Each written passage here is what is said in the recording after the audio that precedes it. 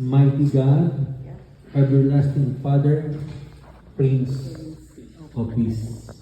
Amen. Okay. Thank you very much again. Actually, ay nischedule ako ni Pastor noon pero nagkaroon ng ilang kadahilanan kung bakit hindi ako nakaparito at di nakapag-sermon. If we celebrate Christmas, we will celebrate in the right reason. Amen? Amen. If we celebrate Christmas, we celebrate in the right reason. Ito po ang tamang pagdiriwang ng Pasko. Ang diwa ng Pasko ay nasa ating Panginoong Hesukristo. Amen? Amen. Nasa ating Panginoong Jesus. Wala sa paligid. Wala sa Christmas light. Wala sa Christmas tree.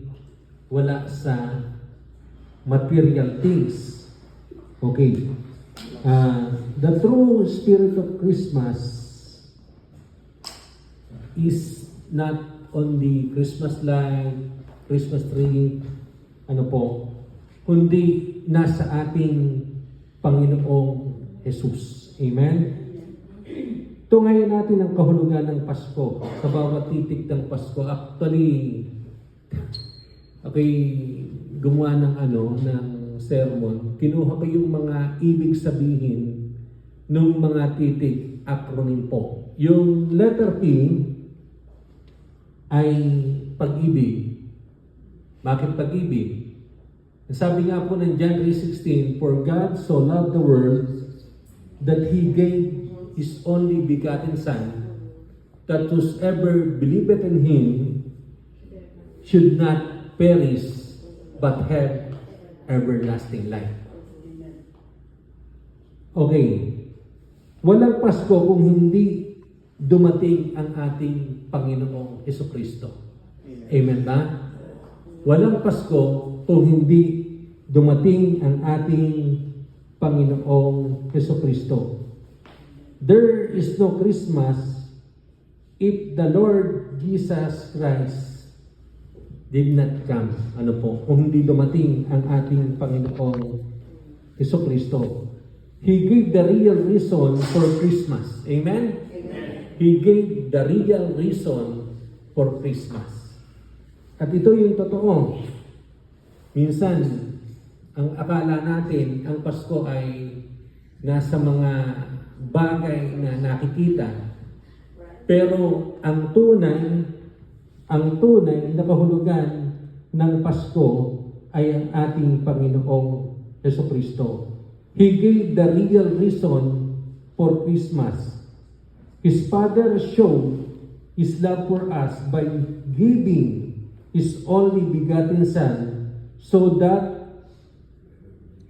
whoever believeth in Him should not perish, but have everlasting life. Amen? Okay. Letter P. Letter A. Awa. Ano po ba sa English yung awa? Mercy. Mercy. Amen. Mercy. Mercy. Okay. And God saw the danger of no salvation because of His great mercy. Because of His great mercy. He made a way for us to be saved from the danger of eternal separation from Him. From Him. Okay. Maseseparate kasi tayo kung hindi dumating ang ating Panginoong Jesus sa mundong ibawang na ito. Kung hindi ibinigay ng ating Ama sa Langit ang ating Panginoong Hesukristo.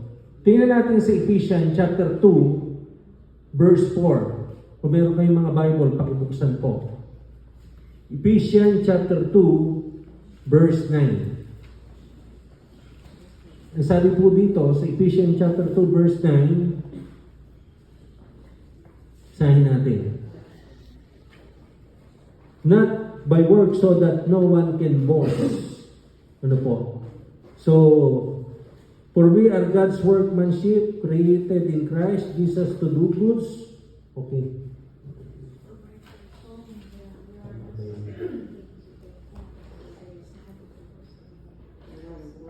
Okay. Ephesians verse 2. Chapter 2, verse 4. Opo. Chapter 2, verse 4 pala. Okay. Sino nakakita? 2 verse 4. Yan. But God is rich in mercy. But because of His great love for us, God who is rich in mercy. Napakaganda nung verse ano po. Yeah. God who rich in mercy. God saw the danger of no salvation because of His great mercy. He made a way for us to be saved from the danger of eternal separation from Him. Amen? Okay. Letter, ano na tayo? S. Sigla. Sigla, anuman ang antas ng ating buhay sa material at pisikal na kalagayan, ang tunay na diwa ng Pasko ang nagbibigay sa atin ng sigla at lakas upang magpatuloy sa pagharap sa mga pagsubok sa buhay. Dahil si Kristo ang dahilan ng Pasko, ang saligan ng ating pag-asa. Ano po? Ang siglang ito, hindi lamang matatagpuan sa pag-asa na nagbumula sa Diyos, kundi sa kagalakang ibinahagi niya sa mga sumusunod sa kanyang kalooban. Ibinahagi niya sa mga sumusunod sa kanyang kalooban. Usahin po natin sa English, ano po? Okay. Regardless of the stature of our lives in material and physical circumstances, in the true spirit of Christmas, give us the vigor and strength to continue facing life, challenged because Christ is the reason of the Christmas, the source of our hope. Amen? Amen. This vitality is not only found in the hope that comes from God, but in the joy He shares with those who follow His will. Amen. Okay. Letter, ano tayo? Okay. Kapayapaan. Ayan. Kapayapaan. Hindi nagdudulot ng tunay na kapayapaan ng mga material na bagay. Hindi ito nakukuha sa dami ng pera o regalo. Dahil ang tunay na diwa ng Pasko ay nasa kapayapaan ng Diyos na naghahari sa puso natin. Amen. Makakamtan natin ito kapag tayo ay sumuko sa ating Panginoong Hesus at pagsisihan ng ating mga kasalanan.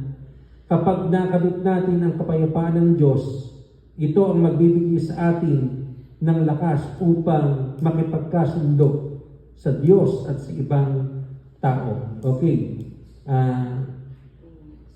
Peace, material don't bring real peace. Money or gifts don't get it. Because the true spirit of Christmas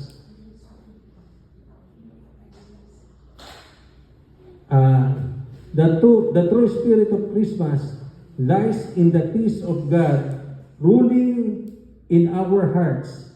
We achieve this when we surrender to Christ and repent of our sins. When we achieve God's peace, it will give us the strength to reconcile with other people. Okay.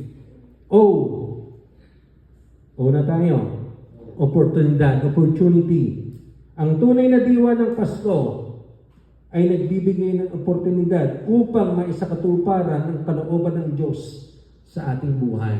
Amen ba? Amen. Alam niyo po mga kapatid, nandito tayo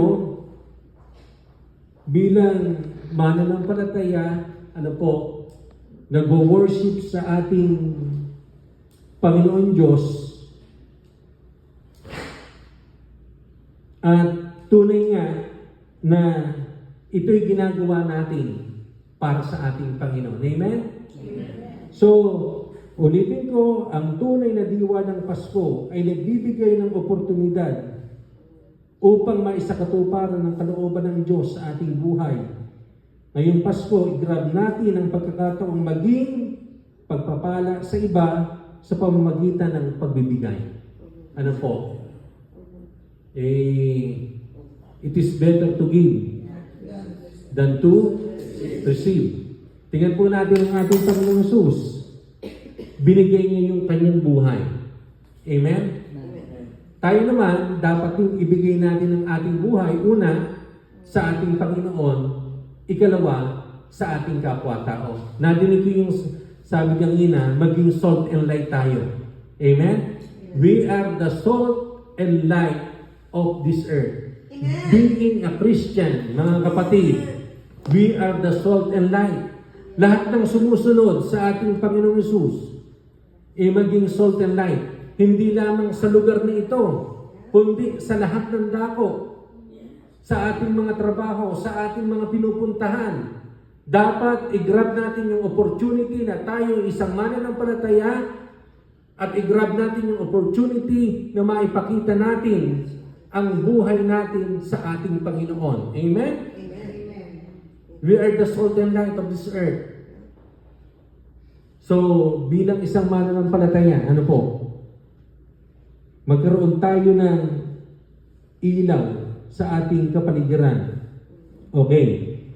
Ulitin ko, ang tunay na diwa ng Pasko ay nagbibigay ng oportunidad upang maisakatuparan ng kalooban ng Diyos sa ating buhay. Ngayong Pasko, i-grab natin ang pagkakataong maging pagpapala sa iba sa pamamagitan ng pagbibigay. Huwag natin ubusin ang ating mga pagpapala sa mga pagkain at mga materyal na bagay na nakakabit sa ating mga katawan at bahay. Let's take the opportunity this season give to reach out the others and be a blessing to others. Amen? Kaya nga natutuwa ako nung mga nakaraan narinig ko kay Pastor, nagpadala dun sa Bohol. Ano po? Ibig sabihin nung ginagamit natin yung material things na ipinagkaloob sa atin ng Diyos upang i-share sa iba. Mga kapatid, sa akin po, bilang naging pastor sa Pilipinas, ang dami nagte-text. Sabi ko, hati-hati na lang, hahatiin ko. Ano po? Hati-hati na lang para ma-share yung pagpapala ng ating Panginoong Diyos. Walang bagay, pangyayari, tao o sitwasyon sa buhay ang maaaring makapagpabago sa diwa ng Pasko dahil ang tunay na diwa nito ay nasa puso ng tao. Wala sa mga kamay at paligid ng tao. Ano po? So, tunay nga, na-celebrate natin yung Christmas na ito na mayroong kagalakan at kapiling ang ating Panginoong Jesucristo. Ulitin ko yung Pasko. Una, pag-ibig. Ikalawa, awa. Ito ba yung mercy? Mercy. Ano po? Yung S, sigla. Okay, maging masigla tayo kahit na mahirap yung ating naranasan. Nadinig ko nga kanina, the joy of the Lord is my strength. Kahit na mula 6:30 hanggang 11:30 nagtatrabaho, masigla pa rin at nakikita sa Kanya yung pagiging salt and light, ano po, ng ating Panginoong Jesucristo na sinasabi. Okay. Kay kapayapaan, mahalaga yung meron tayong peace sa ating puso. Mahalaga yung may peace tayo sa ating puso. Peace of mind. Ito yung kinakailangan. Alam niyo, ang mundo ngayon, patuloy na nagkakagulo, hindi malaman ang gagawin. Labanan dito, labanan doon. Ano po, kagalitan dito, kagalitan doon.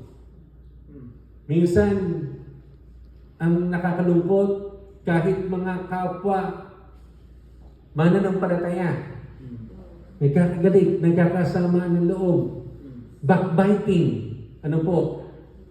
Backbiting. Mga kapatid, Sikapin natin na huwag mangyari sa atin yun at ang kapayapaan ng Diyos ang umiral sa puso ng bawat isa sa atin. Ano po? So, letter O, opportunity. Ano po? Opportunity o oportunidad. So, opportunity na makapagbigay tayo sa ating kapwa-tao. Tandaan po natin, ang ating Panginoong Hesus, ang unang nagbigay, ibinigay niya ang kanyang buhay, ibinigay niya ang kanyang sarili upang ang lahat ay hindi mapahamak, kundi magkaroon ng buhay na walang hanggan. Amen ba? Amen. Tayo, alam ko, lahat ng nandito ay mayroong buhay na walang hanggan. At nakikita ko na mayroong pananampalataya ang bawat isa. Kaya lang, mga kapatid, mayroong hinihingi sa atin ng Panginoon Diyos. Ano yung hinihingi sa atin ng Panginoon Diyos? Yung ating puso. Totally surrender natin sa Panginoon ang ating buhay. Totally surrender natin sa ating Panginoon yung ating sarili. In Jesus' name, Amen and Amen. Tayo manalangin. Lord, salamat po sa umaga, sa gabing ito, O Diyos. Tunay nga, Panginoon, na ikaw po ang nanguna sa amin at ikaw ang nagpala sa amin. Salamat po, pagpalain mo po ang pastor ng church na ito. Pagpalain po si Pastor Dennis, ang kanyang asawa at ang kanyang mga anak, pati ang mga kapatiran, O Diyos. Ikaw ang patuloy na magbigay ng kalakasan kung mayroong karamdaman. Ikaw po ang magpagaling. At higit sa lahat, O Diyos, huwag mo silang pababayaan.